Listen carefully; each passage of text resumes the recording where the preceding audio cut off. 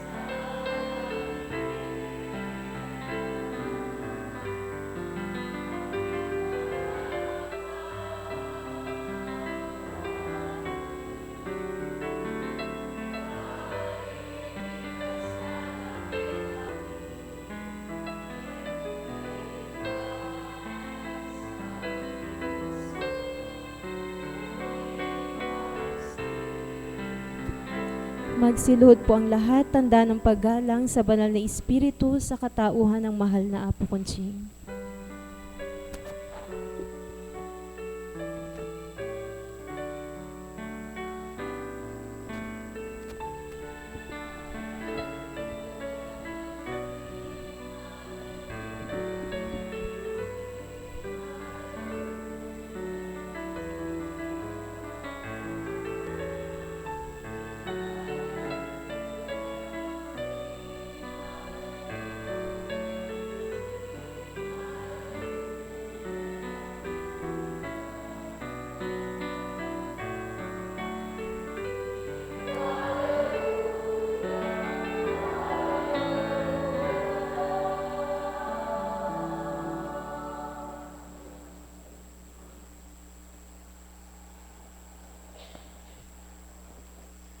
Sumainyo ang kapayapaan,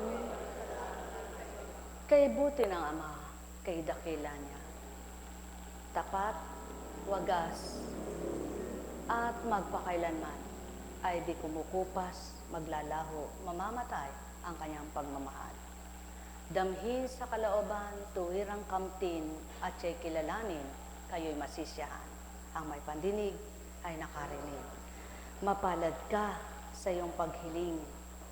Mapalad ka sa iyong kalooban at kagustuhan na hindi mo hiniling na ikay ipanalangin gumaling, kundi ang hiniling mo, ikay patuloy na makatahak sa landas na tinatahak ng matuwid. Ilan nga kaya sa mga tao ang magmimiting patuloy na tahakin ang landas ng katotohanan.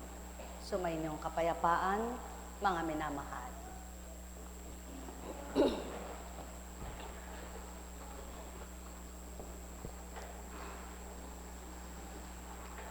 Sa mga hindi nakakaunawa, sa mga gawang kaiba sa lupa, maririnig mo, ano ba yan?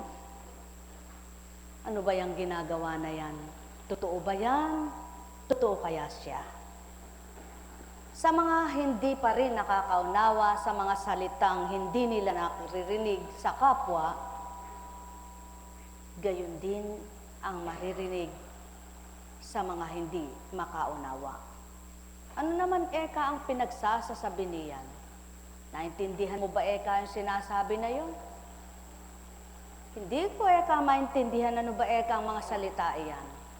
Subalit sa mga nakakaunawa, sa gawang kay buti sa lupa at mga salitang kay inam ng Ama ang pinagmumulan sa pamamagitan ng kanyang matuwid na aral, tunay na siyang-siya sila, galak na galak, ninanamnam, sinusuring maigi, tinatantong mainam, binubulay-bulay nila. Kaya nga sa ibabaw ng mundong ito, dalawang uri ng tao.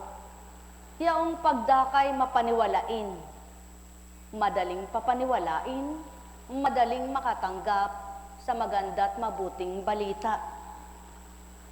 Subalit mayroong mahirap na makaunawa at tumanggap. Ngunit sa mga salitang kapwa, salitang taong pahatid-hatid lamang, si ganon, si ganyan, si gayon, si ganyan, ang daling maniwala. Sapagkat yaon nga ang kalooban at kagustuhan nila ang mag-abang maghintay na lang ng mga balitang tao at kung anong nagaganap sa kapwa-tao.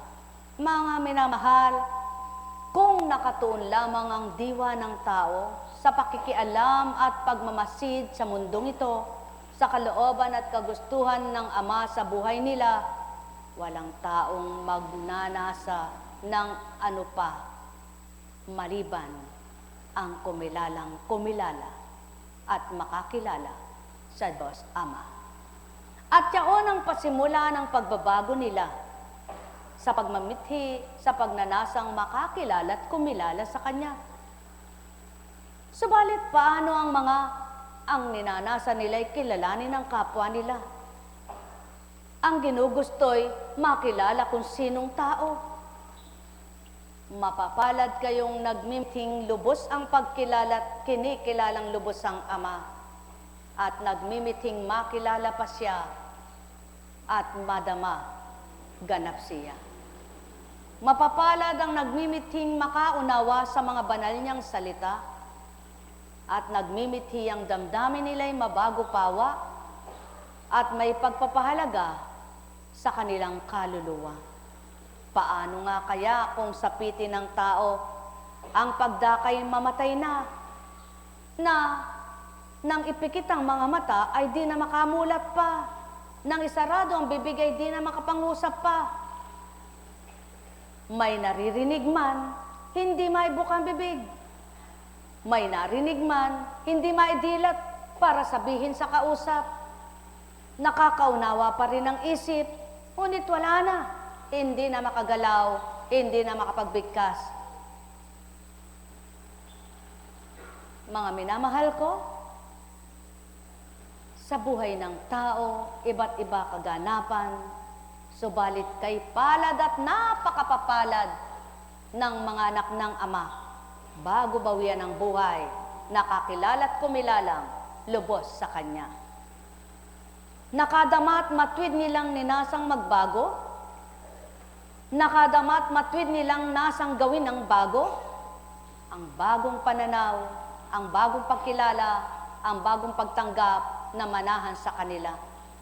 Yaon ay ang sa Ama, nakaloob niya. Ang Espiritu niyang di nakikita, ngunit nagpapadama at nagpapakilala. Ang Espiritu niyang nagtuturo, bagamat di siya masilayan. Ang Espiritu niyang nagbibigay sigla, lakas at ligaya ng sinumang anak niya, kaya't ang may pandinig ay nakarinig. Paano kaya makakadama ang taong iba ang laman ng isip niya? Sa mga salitang kay totoo, kay inam at kay buti. Paano kaya makakadama at tatanggap ang mga taong ang laman ng puso nila'y iba? Yung kung ano ang hinahangad at kung ano pinapangarap, ngunit wala ang pag-ibig ng Ama sa puso nila di madama. Mapapalad kayong nakadama at patuloy na inaaliw niya sa kabila man ng inyong mga pinagdaraanan na balakid sa buhay at dusa, siya pa rin ang inyong pag-asa. Ang may pandinig ay nakarinig. Nek karameneyahanam, nek karameneyahanam, nek karameneyahanam. Sadyang hindi lahat ay makababata sa dakong ito. Sadyang hindi lahat ay magbabalik-balik sa dakong ito. Sadyang hindi lahat ay matututo sa dakong ito. Sadyang hindi lahat ay makatatanggap sa dakong ito. Sadyang hindi lahat ay masisiyahan sa dakong ito. Sadyang hindi lahat ay makakaunawa kung ano ang gawain ito. Kay papalad ng mga nakaunawa, nakadama at nagnanasang mulit-muli ay magbalik. At ang diwa niya ay nagliwanag, nakaunawa itong ganap. Mapapalad kayo na sa oras na ito, na iba't napihit ang laman ng isipan, na iba't napihit ang laman ng puso nyo, at ang Ama ang siyang nadama, salita niya'y nanguna. Sumayinyong kapayapaan, mga minamahal. Nek karameneyahanam, nek karameneyahanam, nek karameneyahanam. Inyong pagnilayan ang kalalagayan nitong mundo, hambing sa panahon may pagbabago. Isang halimbawa, kung noong panahon na yung sikat ka sa palengke, marami kang paninda, marami ka, dinadalaw ka ng tao para bilhin, tinutunguhan ka ng tao para mabilan, at isang araw, wala na yung dami na yon, maging paninda mo'y siyap-siyap na rin para bagang ilan na lang. Sapagkat patuto ng Ama, walang nananahan sa buong panahon, maliban ang kanyang Espiritong Banal at ang kanyang kapangyarihan. Kaya't ang lahat ay kaya niyang pagbaguhin at mabago, at lahat ng tatanggap sa kanya, mapagbabago at mababago niya. Tulad ng araw, nababago niya, napapasingkad, napapakulimlim, napapalubog, napapasikat.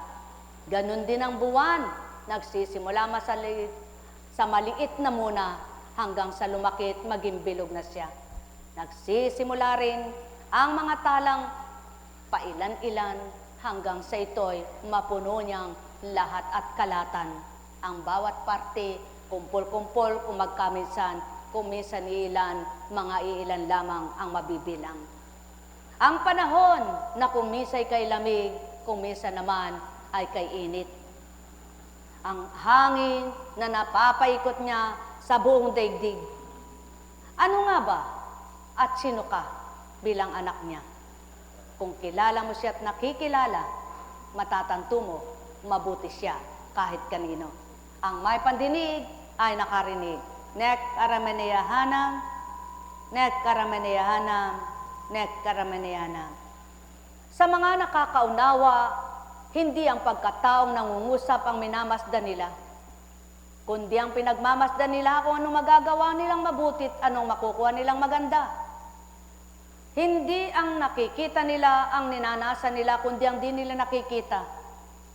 At di ang pinagmimithian nila kung anong naririnig nila na tao lang nangungusap, kundi ang narinig nila, tinatanggap nilang hindi sa kanya bilang katauhan. Yaw na nga mga may pangunawa, kaiba sa walang unawa.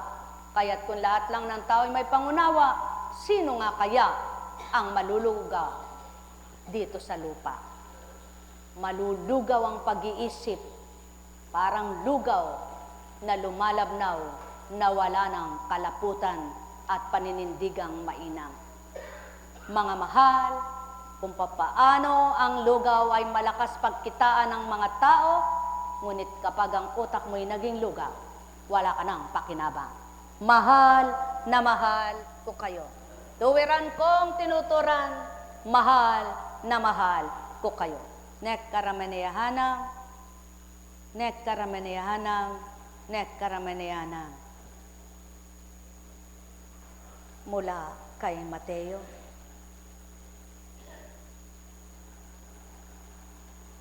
Pumasok si Jesus sa templo, samantalang nagtuturo siya.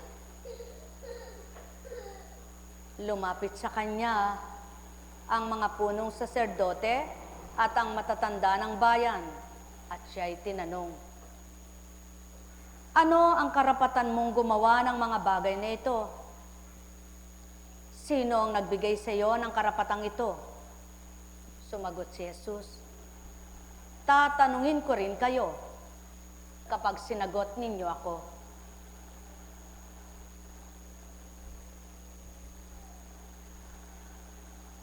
Kapag sinagot ninyo ako, inyong pagnilayan ang tinurang mainam. Saka ko naman sasabihin sa inyo kung ano ang karapatan kong gumawa ng mga bagay na ito. Kanino nagmula ang karapatan ni Juan upang magbautismo? Sa Diyos ba o sa tao? At sila'y nag-usap-usap. Kung sabihin nilang mula sa Diyos, sasabihin naman niya sa atin, bakit hindi niyo siya paniwalaan? Ngunit, kung sabihin nating mula sa tao, baka naman kung ano ang gawin sa atin ng bayan. Sapagkat kinikilala lang lahat na si Juan ay isang propeta. Kaya sumagot sila kay Jesus, hindi namin alam. Sinabi niya, hindi ko rin sasabihin sa inyo kung ano ang karapatan kong gumawa ng mga ginagawa ko. Dahil tarok at talastas ng isang tinatanong kung anong laman ng kanilang diwa, maliwanag na tinugon. Kung masasagot nyo ang aking tanong,